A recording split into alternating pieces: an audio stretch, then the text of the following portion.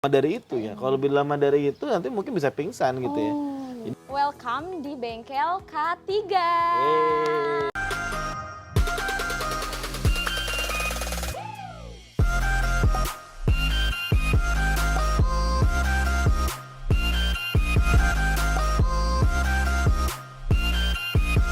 Ketemu sama saya, Putri, host bengkel K3 dan Bang Ojan nih di samping Halo, saya. iya. Oke, kali ini kita mau bahas isu yang lagi viral nih, Pak. Oke, isu apa tuh? Jadi ada anak kecil usia 11 tahun, dia tuh macet gitu, Pak, ngegantung di Flying Fox gitu. Gantung di Flying Fox ya. Ada videonya nggak? Nah, udah saya kirim Udah kebetulan dikirim ke ya? Bapak. Iya. Oke. Tadi dikirim ya? Iya. Oke, kita lihat dulu ya. Oh, oke. Oh, bule ya? Iya. Anak betul. bule ya? Oh, seret ini Mbak ya? Iya, iya. Ini bawahnya ini ya, di melintasi ini air ya, perairan Iya, ya? laut Pak itu ya. Laut ya main juga ya? Kira-kira Oke. kayak gitu tuh wajar nggak sih, Bang?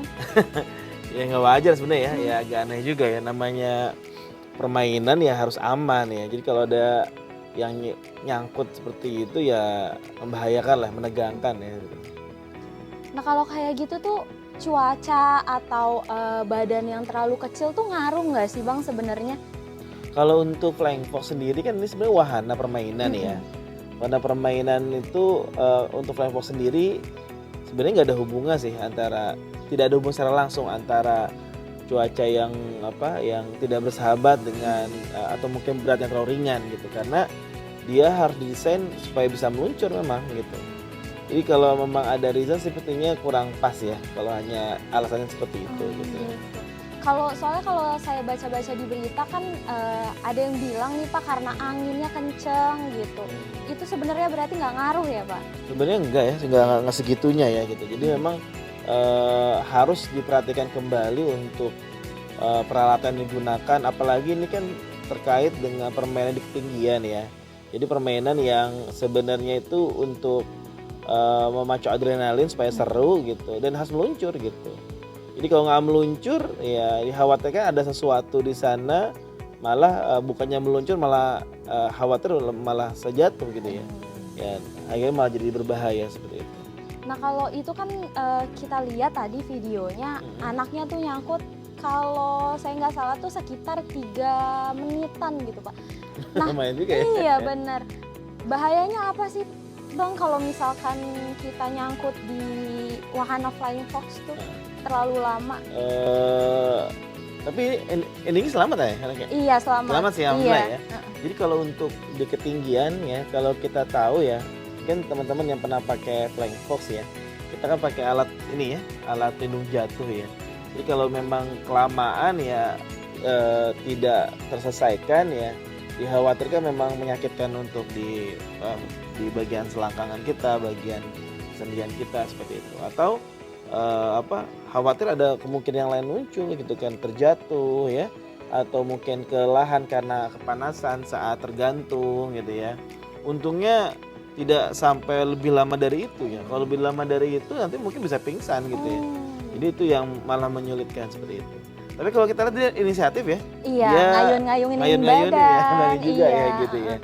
Ya kebetulan anaknya inisiatif ya. Kalau nggak inisiatif mungkin kalau hanya diem saja mungkin ceritanya bisa beda ya gitu ya. Kan ini masih beruntung lah seperti itu. Walaupun tetap harus diperhatikan kembali ya bahaya resiko saat melakukan permainan Flying Fox seperti itu. Nah itu dampaknya bagi kesehatan ada nggak sih Pak selain pingsan gitu? Ada nggak kalau kelamaan tuh? Jadi sebenarnya isu yang paling perlu diperhatikan ya untuk Flying Fox itu adalah terkait dengan jatuh dari ketinggian. Pada medan yang datar atau darat itu pengamannya adalah kita menggunakan jaring pengaman ya, net seperti itu. Kalau di laut, tadi kan laut ya, kayaknya nggak mungkin jaring pengaman, dia mungkin langsung laut ya. Saya kurang lihat apakah dia pakai life jacket ya, pakai pelampung atau tidak gitu ya. Karena kalau memang harus jatuh ke laut, dia ada pengamannya gitu ya. Dan ketika ada pengaman pun jatuh ke laut, berarti harus sedang nolong. Mau di darat, mau di laut, tetap ada yang menolong gitu, karena tidak tahu ya skenario seperti apa jatuhnya. Ya. Tadi kan kita udah lihat nih Bang videonya. Mm-mm. Nah, kalau dilihat dari video aja nih ya, kelihatannya dia cuma inisiatif kan. Cuma saya nggak melihat ada petugas di sekitaran Oke, situ iya, yang iya, iya. bereaksi gitu atas kejadian seperti itu gitu. Kira-kira petugas di sana tuh harus bereaksi seperti apa sih Bang kalau misalkan ada hal seperti itu terjadi? Kalau petugasnya memang ya semua kemungkinan yang terjadi saat permainan harus diperhatikan ya. Jadi apakah mungkin terjadi nyangkut, misalkan kita tadi kan juga mungkin jarang kepikiran ya, tapi ternyata nyangkut juga. Jadi harus perhatikan adalah skenario kedua. Kalau memang nyangkut berarti harus ada tali pengaman lagi yang sehingga dia bisa didorong atau ditarik sehingga dia meluncur gitu ya. Sepertinya sih keset ya kayaknya ya, kurang pelumas atau seperti apa. Walaupun kita harus investigasi dulu ya dalam kasus ini. Tapi intinya memang kalaupun terjadi apa-apa harus ada secondary plan ya, atau plan kedua bagaimana kita harus melakukannya gitu. Jadi petugas harus memastikan memang gitu ya. Kalau terjadi apa, misalnya kalau jatuh pun juga misalkan dia harus ada penolong yang di sekitarnya yang segera akan menolong bila terjadi apa-apa. Walaupun pingsan bisa saja kan pingsan ya. Ya, jadi lagi bayang ya teman-teman ya, kalau kita bayangkan main flank swap tiba-tiba dia lemah jantung misalkan bisa aja ya, atau mungkin saking takutnya dia pingsan gitu. Jadi gue ini gimana nolongnya kalau pingsan gitu ya. Apalagi ada kombinasi ya antara pingsan karena takut ketinggian dan seret gitu. Jadi kan seret ya, tergantung. Nah itu memang harus dipikirkan sebegitunya. Nah itu ya yang punya tanggung jawab dalam hal ini adalah pengelola kawasan permainan tersebut gitu. Nah biar nggak terjadi hal-hal seperti ini lagi nih Bang, persiapan apa sih kira-kira yang perlu dilakukan oleh orang-orang yang mau menggunakan Flying Fox gitu, yang mau seneng-seneng tapi pengen memacu adrenalin juga gitu? Jadi kalau kita ada dua hal ya perlu diperhatikan ya. Pertama adalah dari sisi pengunjung. Jadi ada dua hal ya, pengunjung dan pengelola. Kalau pengunjung untuk beberapa permainan tertentu memang kan dibuatnya adrenalin ya gitu ya. Juga perlu diperhatikan apakah permainannya cocok untuk anak kita gitu ya. Karena anak kan ada balita ya, ada anak kecil mungkin, ada yang sudah dewasa. Tolong diperhatikan mana yang cocok untuk golongan umur anak-anaknya ya. Kemudian yang kedua adalah apakah ada penyakit bawaan. Ini perlu diperhatikan oleh pengunjung. Ada nggak penyakit bawaan? Kalau penyakit bawaannya adalah bisa menimbulkan jadi kambung, mendingan jangan. Kan kita mau senang-senang ya, bukan mau sakit gitu ya. Kemudian yang perlu dikunjungi lagi kalau dalam konteks Flying Fox itu adalah kita boleh tanya kok sebenarnya ini aman nggak sih gitu ya.